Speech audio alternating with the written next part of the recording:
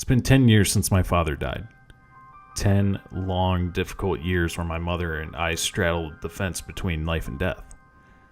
My father was the main provider for the family, and ever since he's been gone, what he left us has slowly dwindled. From what I remember, he was a great person. He was loved by everyone and never really had anyone going out against him. He worked a job he loved and cared for my mother and I. When I was 9, there were nights that were stormy and thundering. I remember he used to come to my bedroom and hold me, rocking me slowly between his arms and telling me bedtime stories to distract me from the harshness of the world outside, until I eventually fell asleep. All was good until one night. He suddenly disappeared. My mother and I noticed this late one night when he didn't come home, but we thought he was probably just working late and would come home later that night. The next morning, however, I woke up to find the police at my house. When my mom woke me up, she carried me outside while the police searched the house for clues.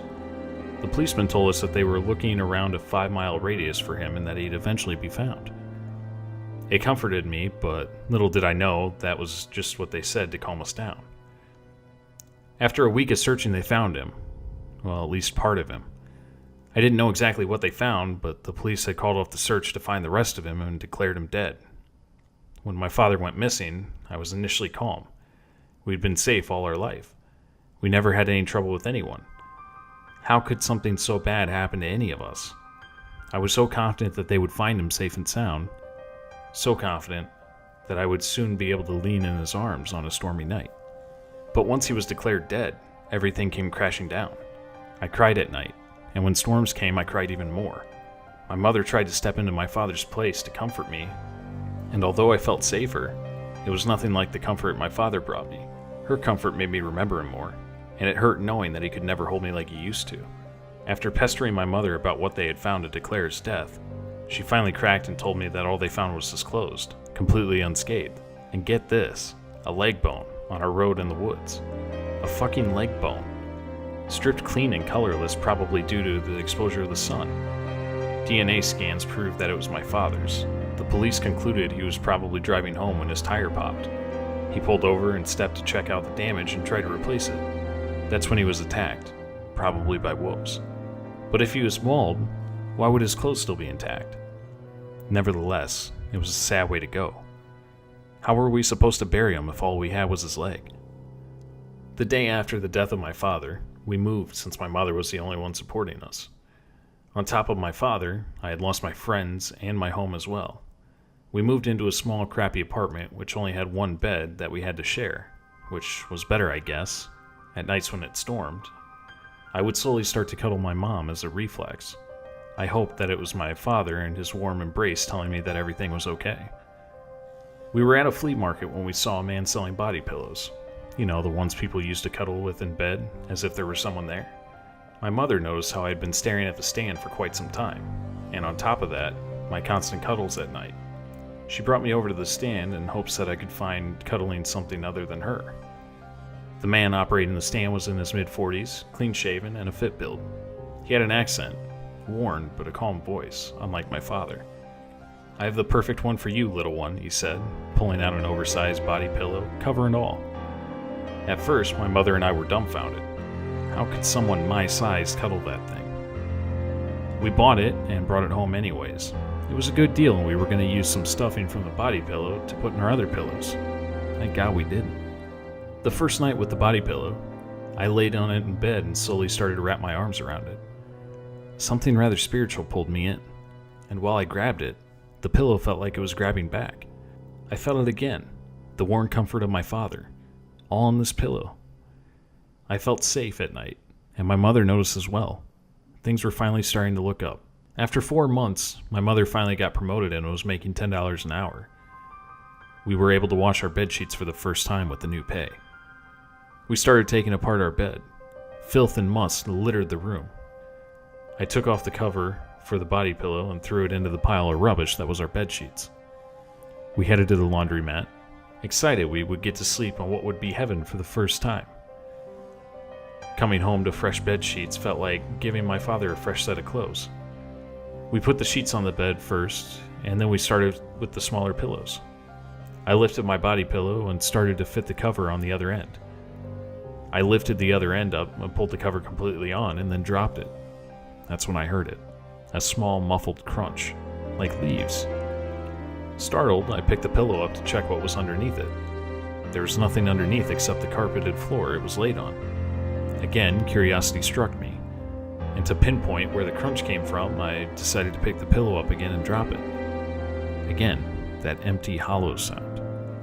Realizing it was inside the pillow itself, I took the cover off and grabbed a pair of scissors from the cupboard and cut open the body pillow. The same one I have laid with for months. Why have I never felt anything before? But there it was, nestled between the thick stuffing of cotton, bone fragments, thousands of them, littered all throughout the inside of the stuffing. I called the police right away, and they questioned my mother and I and swept through the apartment. We turned out clean, but they took the body pillow for investigation. We didn't sleep well anymore, not that we did in the first place. But there I was again, alone during nights when it stormed. I missed my father and his warm caress when it stormed out. I felt constantly depressed as I had felt I was really alone, despite my mother's effort to provide comfort. I never was actually cuddled by my father. A week after the investigation, the police called us in. I'm sorry to be the bearer of bad news, but the bone fragments that we found and the body pillow was your father's. My heart jumped. Not out of fear, no, but out of joy. My father was always there, during stormy nights or clear. He was always there. Where's my pillow, I asked. They told me that they had to keep it for evidence, but that pillow was the only thing I had left of my father. I knew that I had to do everything in my power to get my father's comfort back. I started to cry and I even screamed. Even my mother aided me. Can we please just have it back? It's the only thing that's able to put my child to sleep. Eventually they caved and took a piece of the cotton stuffing and handed me the rest of the body pillow. I instantly quieted. My father was here, with me. When we came home, I laid the pillow on the bed, happy that my father was finally home. I slept soundly, cuddling my body pillow. No, my father, harder than ever before. I knew that my father had been in here, his essence soaked with the pillow. I once again felt a tug from the body pillow.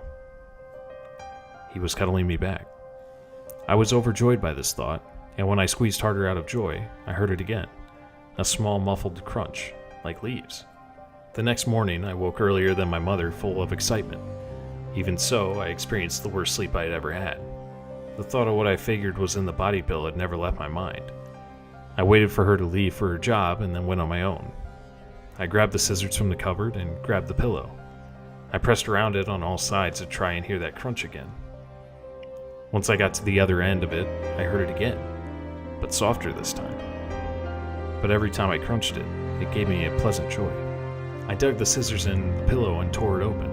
The bone fragments, which were previously littered in the stuffing, were picked clean. I knew there was something on the other end. I heard it with my own ears.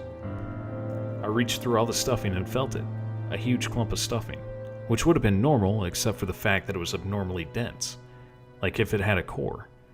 I grabbed the clump and pulled it out. It wasn't just stuffing, it was a round object. After removing the stuffing covering the object, I found the source of the crunching, crumpled white canvas paper. But it wasn't just that. There was something inside. Though light, it was heavier than a paper bundle would be. I figured that there was something in the bundle, so I started to rip it open. The life came back into my eyes. Despite everything, my father was still here. And the bundle of paper, there was bone fragments, stripped clean and colorless. I was ecstatic. Small enough to be compacted to fit into the bundle, but large enough to be identified by what it was when put together. A skull, like the most brilliant puzzle. As I put the pieces together, I saw my father's figure being put together as well. I was completing him, so that he could rest happily. After 8 hours of carefully fidgeting and piecing, my father was complete. His skull shined in the beauty of the afternoon light. My mother was coming home soon. I couldn't tell her about father. She would take him away from me. So would everyone else. I did what I had to do. I took the removed canvas paper and rewrapped it. I grabbed the duct tape from the storage closet and closed my father from the rest of the world so that he would never have to be polluted by anyone else's touch. He was mine and mine alone. I placed the completed skull back into the body pillow and taped it shut. My father would never leave me now. Whenever I wanted, his presence would always be there.